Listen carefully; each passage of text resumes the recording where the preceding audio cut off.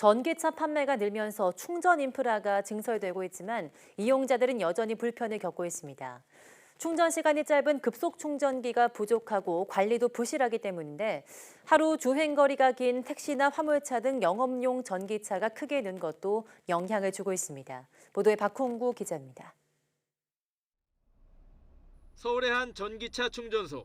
널찍한 공영 주차장에 충전기가 설치돼 있어 근처를 지나는 택시기사들에게 인기가 많은 곳입니다.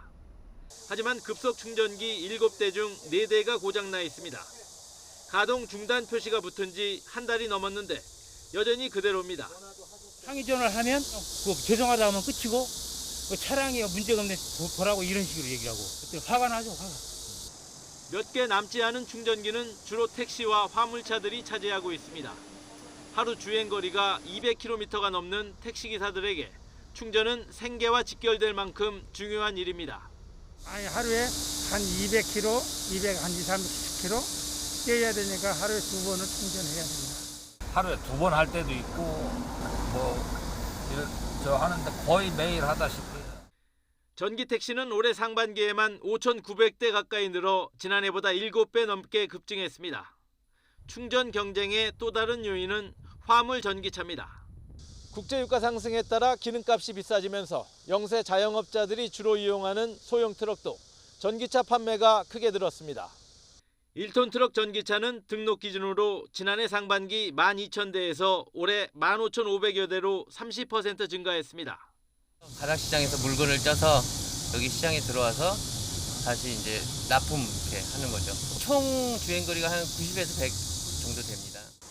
이처럼 영업용 전기차가 늘면서 일반 전기차 운전자들은 주거지 안에 충전소가 없는 경우 여전히 충전이 쉽지 않은 상황입니다.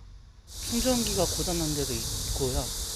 제대로 관리 안 되는 데도 좀 아직까지 많고요. 막상 충전하러 갔는데 이제 급할 때는 갔는데 안 되는 경우도 있고. 정부가 전기차 충전 인프라 확충에 적극 나섰지만 정작 중요한 급속 충전기 보급은 아직도 미흡합니다. 전국의 충전소 13만 1,300여 개 중 급속 충전기는 16,300여 곳으로 14%에 불과합니다. 글로벌에 비하면 14%의 비중은 상당히 적은 것이고요. 현재 글로벌에서는 32% 정도의 급속 충전기 비중을 보이는데 이용자 입장에서는 급속 충전기가 많아야 아무래도 충전의 편리함을 느끼게 되죠. 정부는 그동안 구매 보조금을 지원하는 방식으로 전기차 보급 노력을 해왔습니다. 하지만 이미 전기차가 대세로 굳혀가고 있는 만큼 앞으로는 충전 인프라 구축 등 이용자 편의를 높이는 쪽으로 방향을 전환해야 한다는 목소리가 커지고 있습니다. YTN 박홍구입니다.